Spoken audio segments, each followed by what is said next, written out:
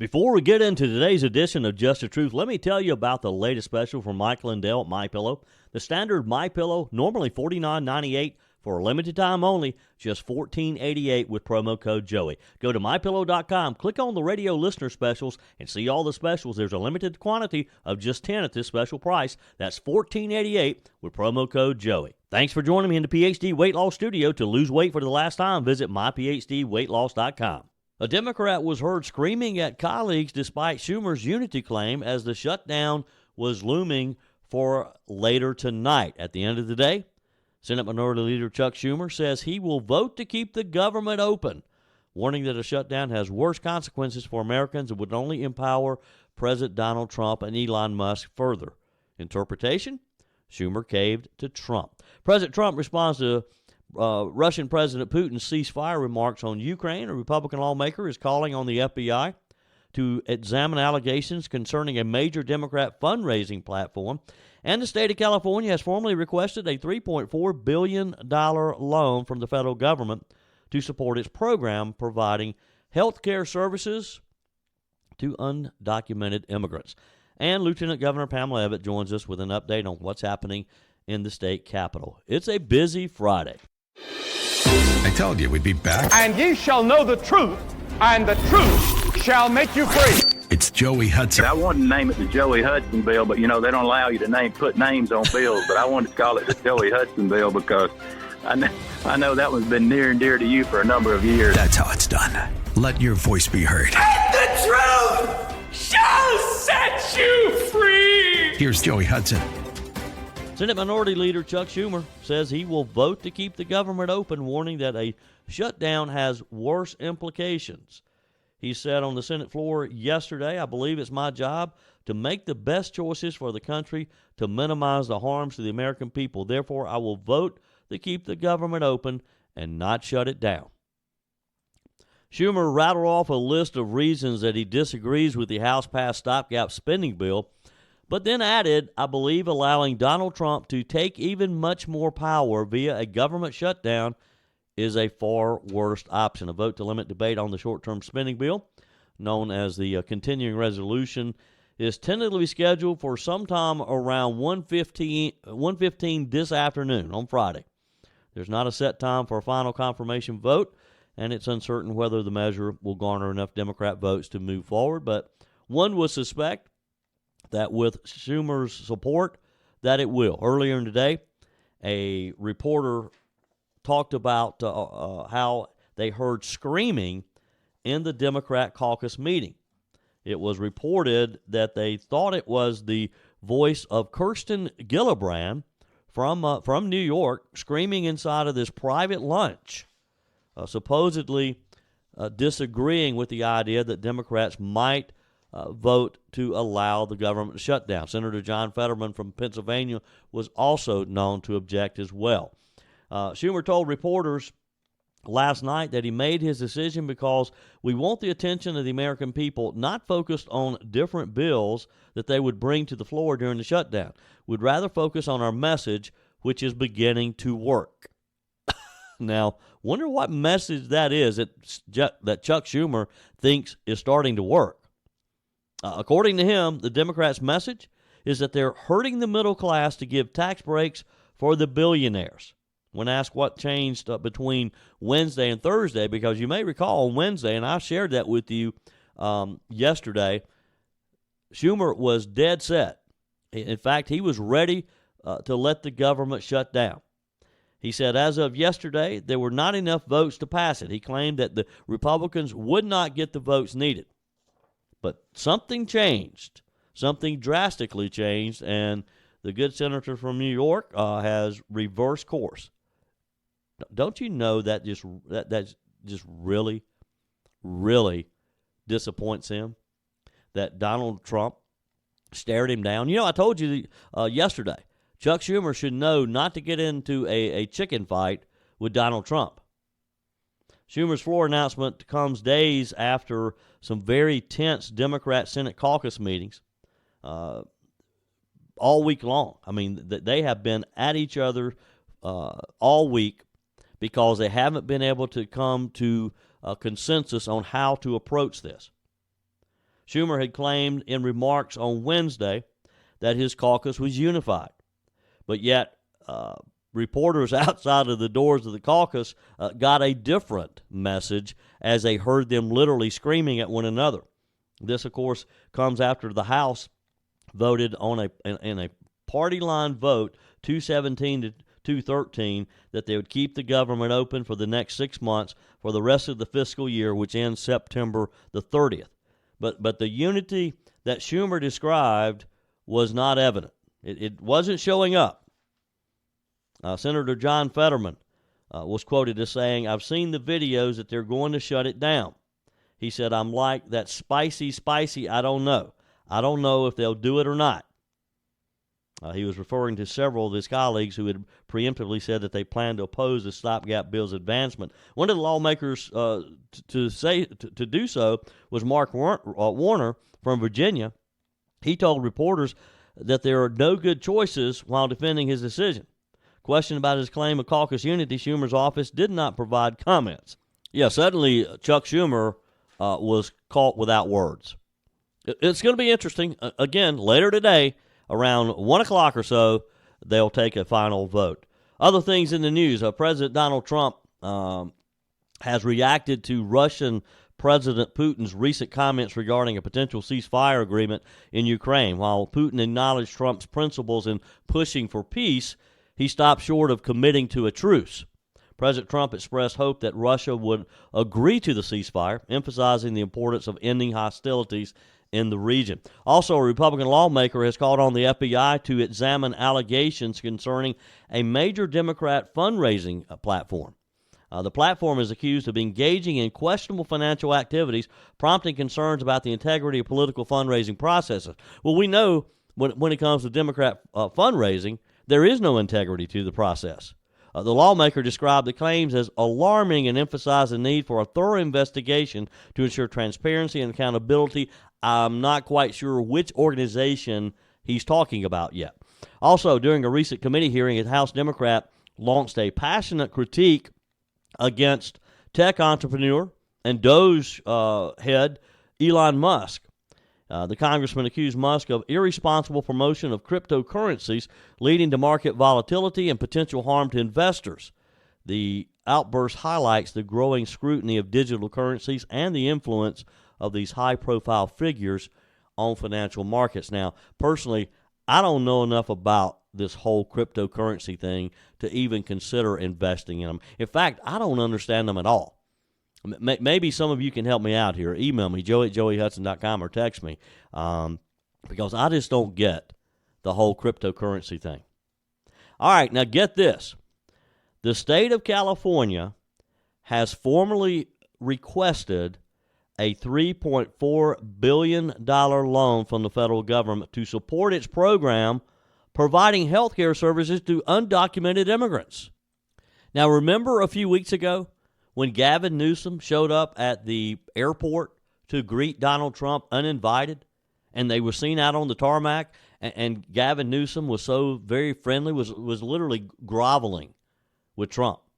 Well, it was revealed just a few weeks ago as well that the state of California had $6 billion in expected cost of Medi-Cal, but it's now roughly $9.5 billion, so they got a slight shortfall.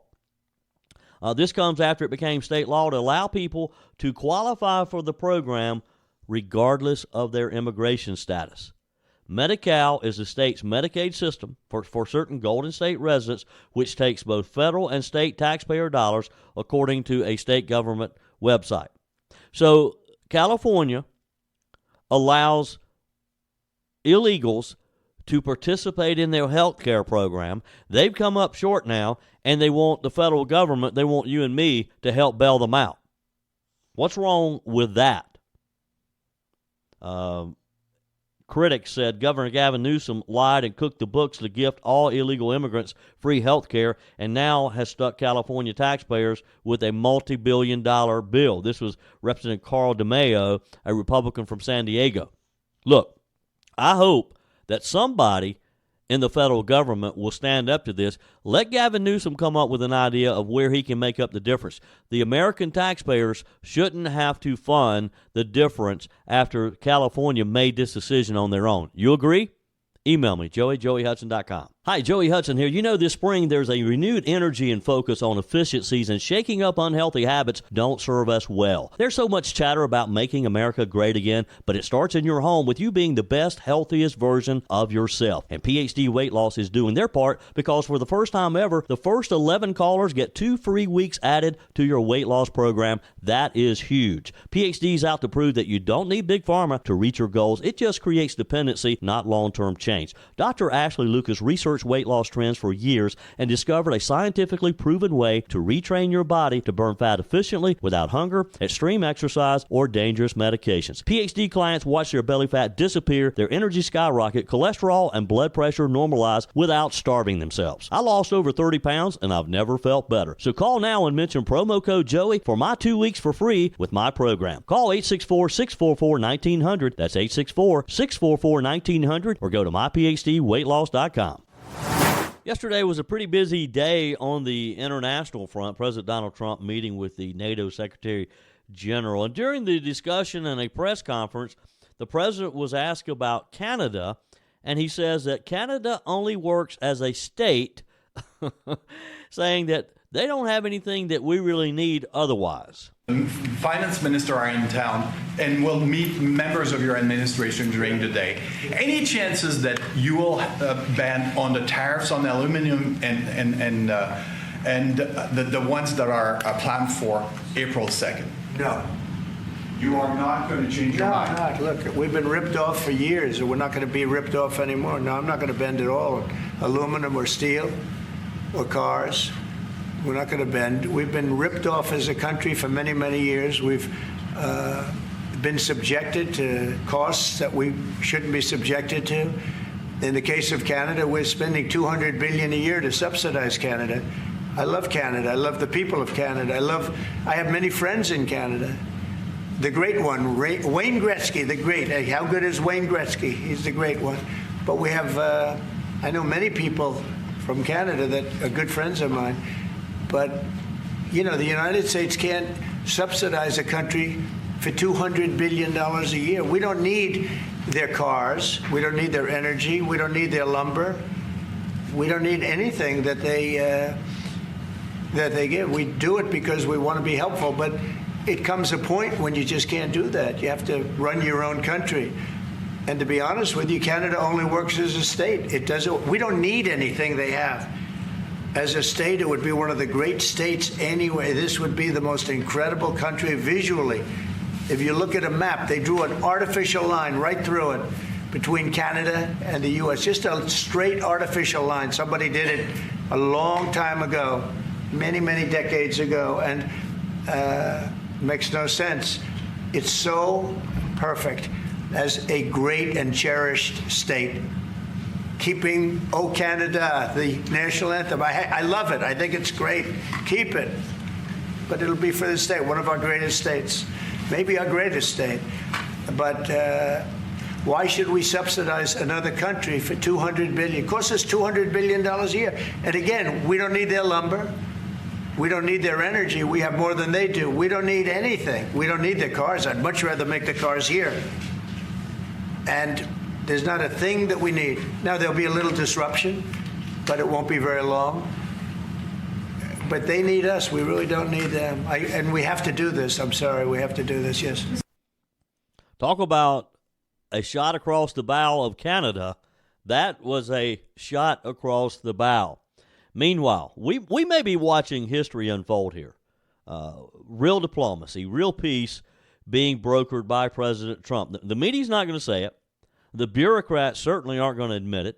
The warmongers in Washington are panicking. But here's what you need to know. Trump may actually end the war in Ukraine, just as he promised.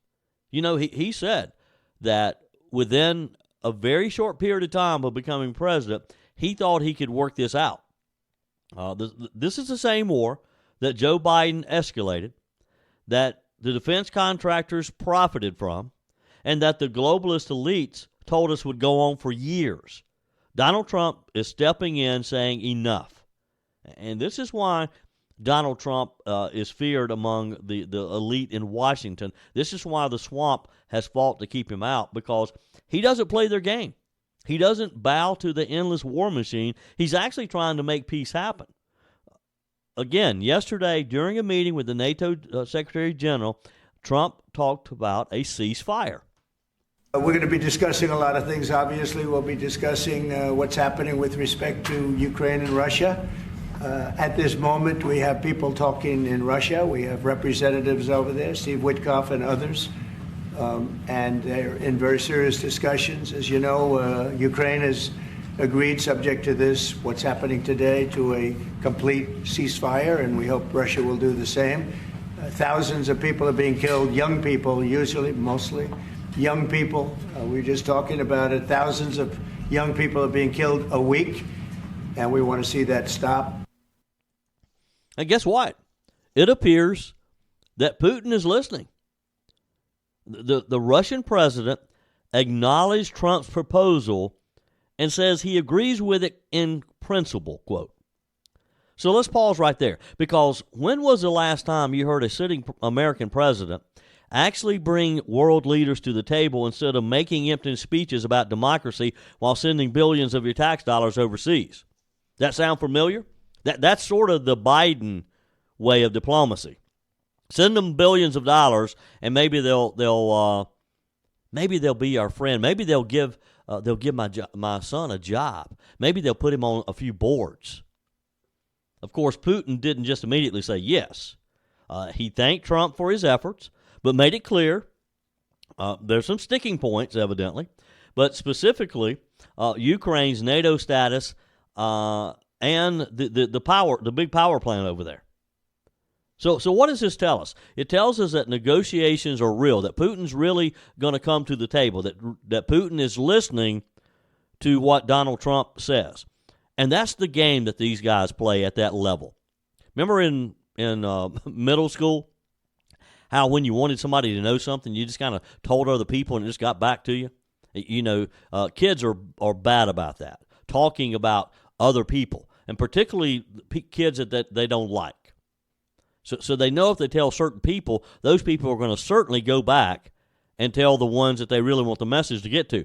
That's how diplomacy works on the world level as well. Because quite honestly, people don't change a whole lot.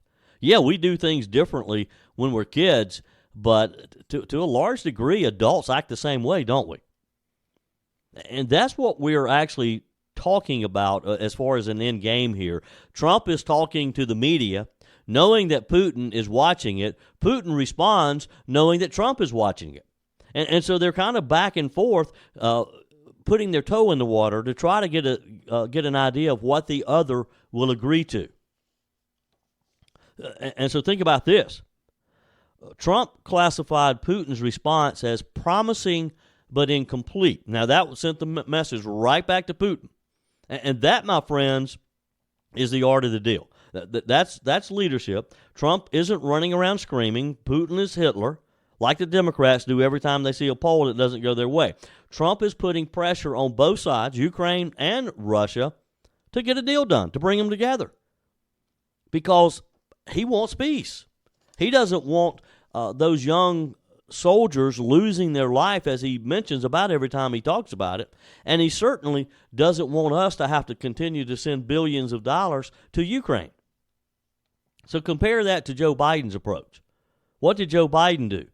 He just wrote a check, kept pouring billions of dollars into Ukraine with no accountability, because Putin didn't respect Joe Biden.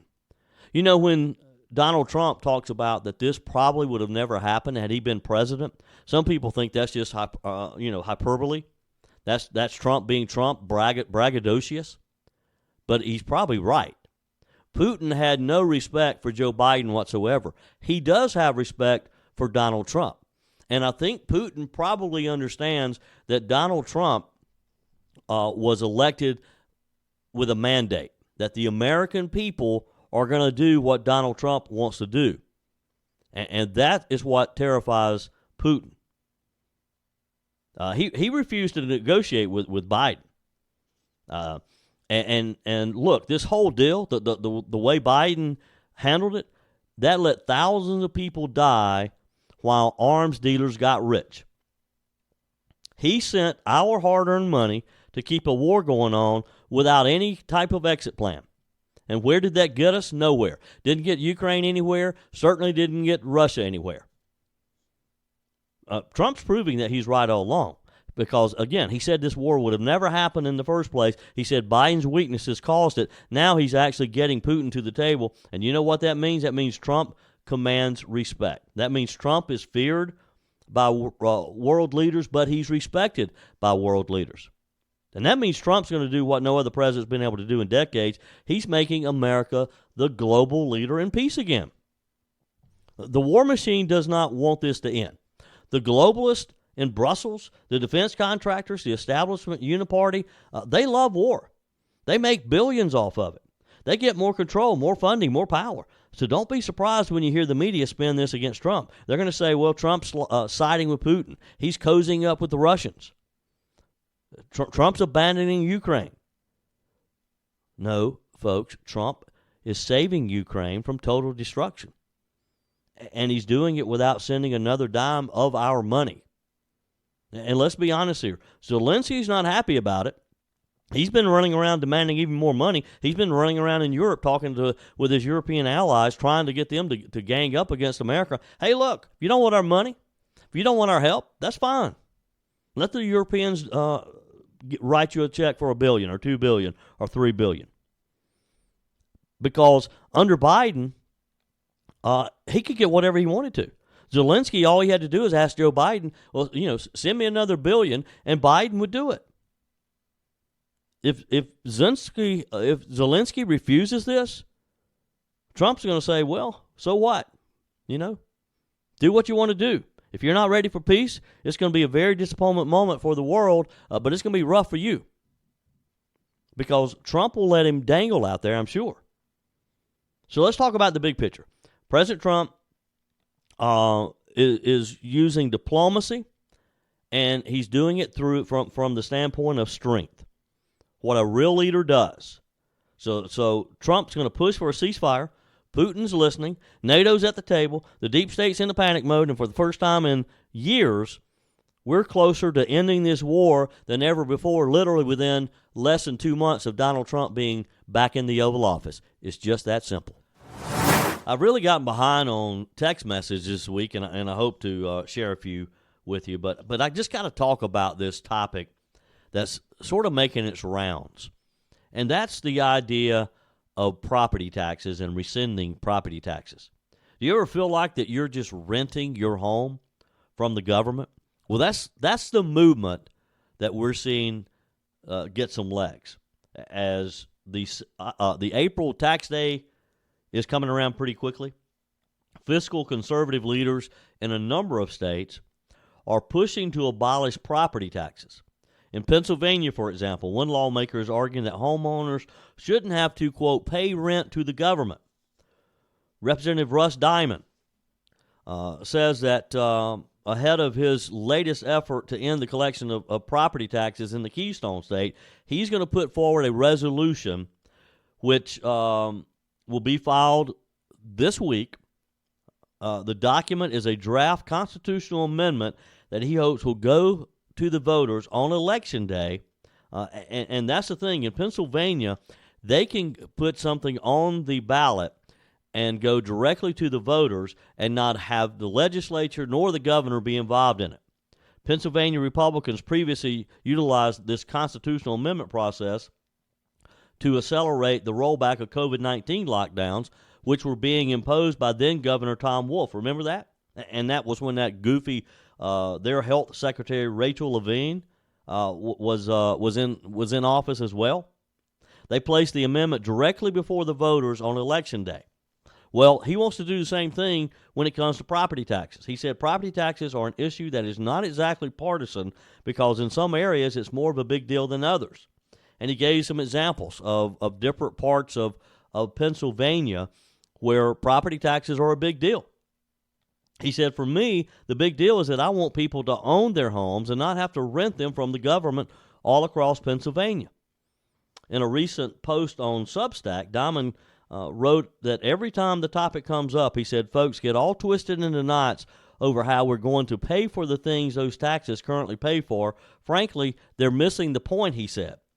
Boiled down to its very essence, fulfilling the promise of personal liberty is impossible if you can't actually own a piece of real property. Diamond told Fox News that the late Pennsylvania Supreme Court Justice Michael Masmano called the ability to be master of one's fate the greatest joy that can be experienced by mortal man. Now, at the other end of I-95, down in Florida, Florida Governor Ron DeSantis asked a similar question in his State of the State just last week. The governor said, is the property yours, or are you just renting it from the government? Same talking points there. He said you buy a home, you pay off a mortgage, yet you still have to write a check to the government every year to just live on your own property. He makes a point, doesn't he? Governor DeSantis noted that Florida home values have surged, escalating assessments, creating a gusher of revenue for local governments. He said taxpayers need relief, adding that some of the pending legislation in the Florida legislature is seeking protections for homeowners that will have his support. Now, according to the Florida Prospect, State Senator Jonathan Martin of Fort Myers, Florida, is one lawmaker who also believes the same thing. Martin's new legislation calls for a property tax elimination framework to be subject to a study. In other words, see, Florida doesn't have any state income tax either, so you got to remember that.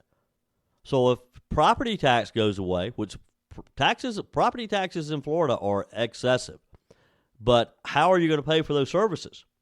So Representative Martin is saying we got to examine the impacts on public services, changes to the appeals to businesses who are in Florida now and who may be moving here, because the brunt of it's going to have to be borne by businesses paying more in corporate income tax, I would suppose. I mean, you got to make it up somewhere, and that's the real dilemma that these states who are wanting to do this will, how do they do that? Meanwhile, move north to New Jersey, the state with the highest property taxes in the U.S., Republicans have long pushed for relief. Now a key Democrat ally is backing their efforts. Representative Josh Gothmeier, he's running for governor. He wrote an op-ed for one of the state newspapers that promised lower costs for residents. He said, for the naysayers, I'm going to detail exactly how my tax cut plan for Jersey generates at least $7.9 billion in savings for Jersey to pay $5.9 billion in tax cuts. Gothheimer's plan would include a rental tax credit, a 15% property tax cut, and a bonus for seniors choosing to retire to the Garden State. Indiana, for example, also has laid out plans to cap their property tax bills, not to eliminate completely, but to cap them, particularly for seniors who, after they retire, just can't afford to keep paying them. Republican Indiana Governor Mike Braun said Bidenflation caused property tax bills in Indiana to go crazy, and too many Hoosier seniors are struggling with paying their homes because of these bills. Hawaii, Alabama, and Nevada have the lowest effective property taxes, while New Jersey, Illinois, and Connecticut rank among the highest. During his term, Pennsylvania Democrat Governor Josh Shapiro promoted expanding the Pennsylvania property tax and rent rebate program, which age homeowners over 65. Which, I get that. Again, it's probably going to be very difficult to completely eliminate property taxes, but there should be some relief for people when they get to a certain age, they're retired, and they no longer have the same income that they did when they were younger and working. You agree? You want your property taxes to at least be capped somewhere? Email me, joe@joeyhudson.com. All right, on the text line. Barry says, Joey, identify as a nut. And everybody I know says that's right. He's a nut. Of course, Barry's talking about this week. We talked about the guy who identified as a turtle. His pronouns were they, them, turtle. Wow, that still just blows me away. Ray says, good day, Joey. I watch oil prices each day, and they're low and have been falling for some time. So why are gas prices going up around Seneca?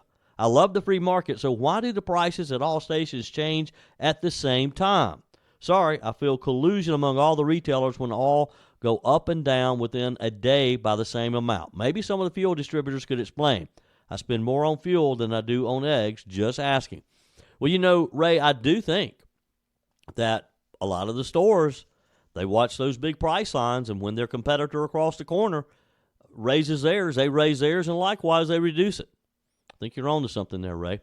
Texter, this is Faye, says, morning, Joey. The only thing wrong with O'Donnell going to Ireland is that she didn't take half of Hollywood with her. We can hope they will follow her. Well, yes, you're right, Faye. Dom from Illinois says, good day, Joey. In regards to Rosie O'Donnell, a lot of you commented on the story of Rosie O'Donnell moving to Ireland. He says, unlike most people commenting, I give Rosie a lot of credit. First off, she says in her speech that this is Rosie O'Donnell, star of the Flintstones. I give her a lot of credit when she admits to being a star of what many classify as one of the top 10 worst movies. Its ratings were dismal, and that's the best she could come up with. Second, Rosie applying for Irish citizenship. I give her a lot of credit for proving everything President caps just to make her angry. Trump, all caps, has ever said about her. She proved that there must be a screw loose to leave the one place on the planet that could possibly make someone with as little talent as she as rich as she is. But then, I didn't hear that she gave up her house, condo, apartment here in the States either. Imagine that. Be well, Joey. God bless, and thank you for giving us listeners a voice. Dom in Illinois. Look, Dom, I always appreciate you. And again, many more of you wrote about Rosie O'Donnell. Another says, who cares about Rosie O'Donnell? I totally forgot that there was a Rosie O'Donnell. People like her that thinks and acts the way she does should be shipped off with all of the illegal immigrants. Your comments are welcome on the Furman Ford text line, 864-477-JOEY. That's 864-477-5639. Emails always welcome, joey@joeyhudson.com. Speaking of the Furman Ford text line, it's never been more important to support locally run businesses owned by people who actually live here in the upstate. Let me take a minute to talk with you about our friends at Furman Ford. If you're looking for a new vehicle, maybe a great pre-owned vehicle, one you can trust, or maybe you're looking to order that special vehicle. Either way, if you want a new one, a brand new one, or a pre-owned that you can trust, the folks at Furman Ford, they're there to help you. Their name is on the sign because their name is on the line, because every single transaction is important to them. Jim Furman, Matthew Furman. They do business the right way. When you stop by, when you give them a call, or maybe when you just send them a quick email, you're always going to have access to a member of the Furman Ford family.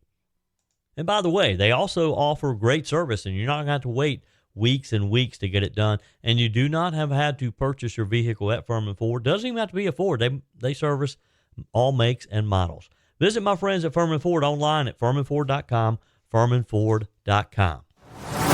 On our guest line, Lieutenant Governor Pamela Evette. Good morning. Good talking with you again, as always. Well, good morning, Joey. It's good to talk with you. We've made it through almost another week. I see the finish line, although I will be at the St. Patrick's Day Parade this Saturday. So I hope to see all your listeners out there yell and shout for your Lieutenant Governor. I'll be happy to wave at you and wish you a happy St. Patrick's Day. It's hard to believe St. Patrick's Day is already here.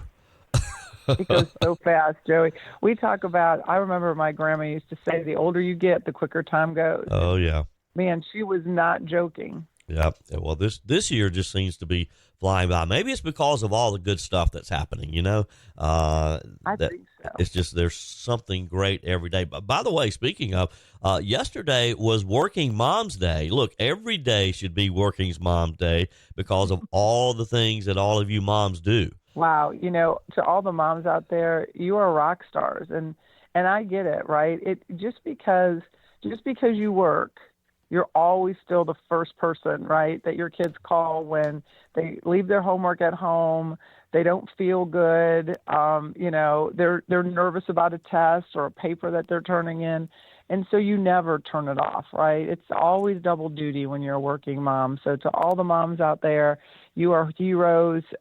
You do so much for your families, so much that goes unnoticed, right? The things we do every day, the fact that cereal is in the pantry and milk is in the refrigerator and the Gatorade they need for soccer or baseball or whatever they're playing is waiting for them to go to practice. So, yeah, you're all heroes. So keep doing what you're doing. You're creating great future adults. Yep. Well, moms do a lot of things, and we can't live. Life would be a lot tougher without our moms. And so congrats to all the moms, including our Lieutenant Governor mom. So, well, thank you. It's the biggest joy of my life. And although there are days you just think you could strangle them, right? You're like, oh my gosh, what are you doing?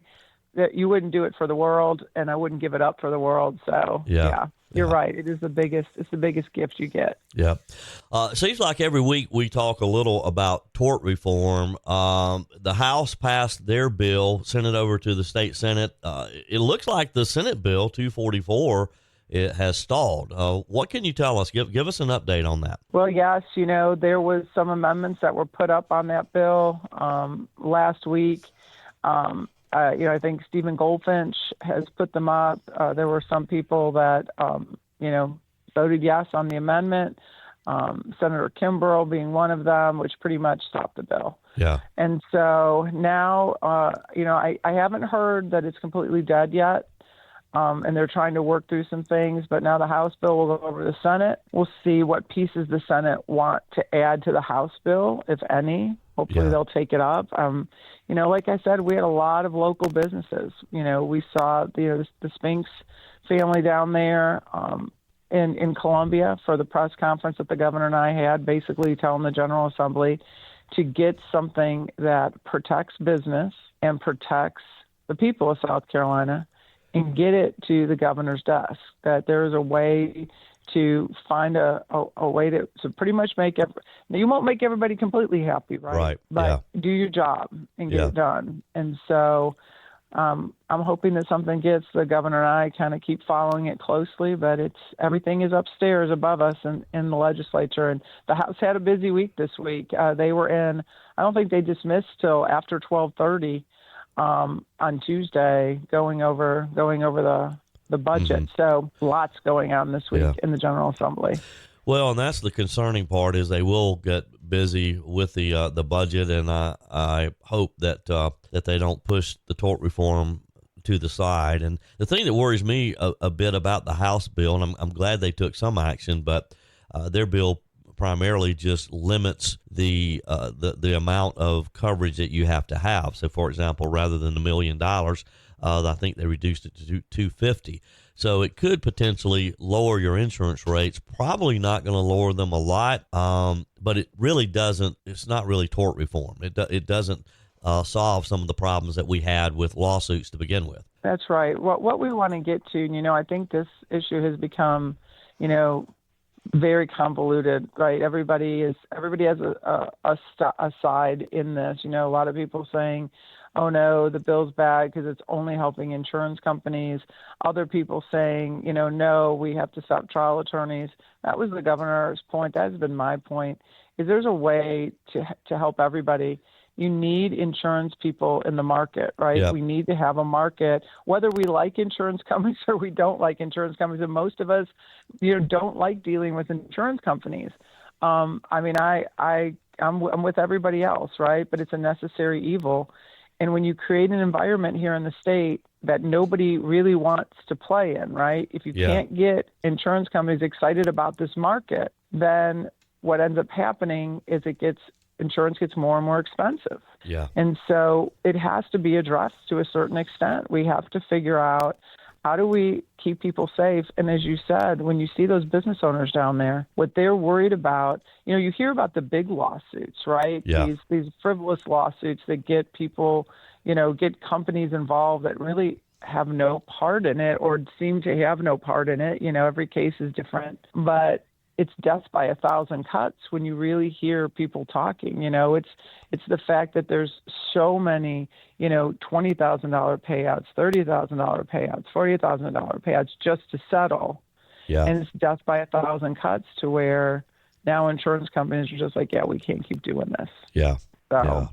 So it is complex. It's not an easy, it's not a one issue thing, but we have to protect our small businesses. But we also have to protect people, right? If by no fault of your own, you know, somebody is really negligent, whether they're drunk driving or acting reckless, and they, you know, you're minding your own business and they hit you in your vehicle on the street, you know, we want to make sure that, you know, you're able now to take yourself, have the resources to get whole again, and to keep your family moving while that's happening. So there is a balance, right? And we're not saying it should lean one way or the other, but let's sit down. A lot of smart people down at the Capitol. We can all sit down and find a way to kind of help everybody. Yeah.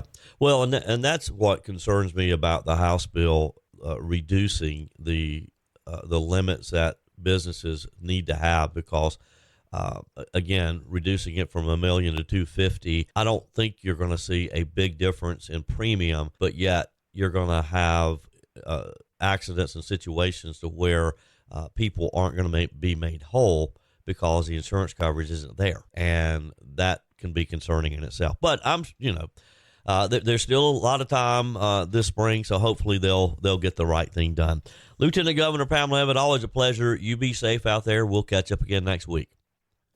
Well, Joey, you too. And again, I hope to see everybody downtown Greenville on Saturday morning for the St. Patrick's Day parade. You know, happy St. Patrick's Day, everyone. It's coming, and you know, everybody's Irish on St. Patrick's Day. Oh, yes. Nice, man. And that's it for today's edition of Just the Truth. Thanks for joining me in the PhD Weight Loss Studios. To lose weight for the last time, visit myphdweightloss.com. If you haven't joined my mailing list yet, visit my website, joeyhudson.com. Click on the Connect with Joey button so that you can receive our emails and the most up-to-date news. Also, join me on my YouTube channel. Be sure and like, comment, and subscribe. Just search for Joey Hudson. As always, thanks for spending a few minutes of your day with me. Do me a favor and forward this episode to a few friends. Just click on the share button and send to your contacts. We need to build an army of conservatives to win our country back, and we can do that by continuing to share the truth with our friends and family. Keep those comments coming via the Furman Ford text line, 864-477-JOEY. Email to joey@joeyhudson.com, and I love your messages on the MyPillow message line. Again, that's 864-477-JOEY, 864-477-5639. Be sure and take advantage of the MyPillow special, just $14.88 on the standard MyPillows when you use promo code Joey. Order online at mypillow.com or call 800-893-4053. We're back again tomorrow and hope you'll plan to join us. Until then, remember, God's got this. He's still in control.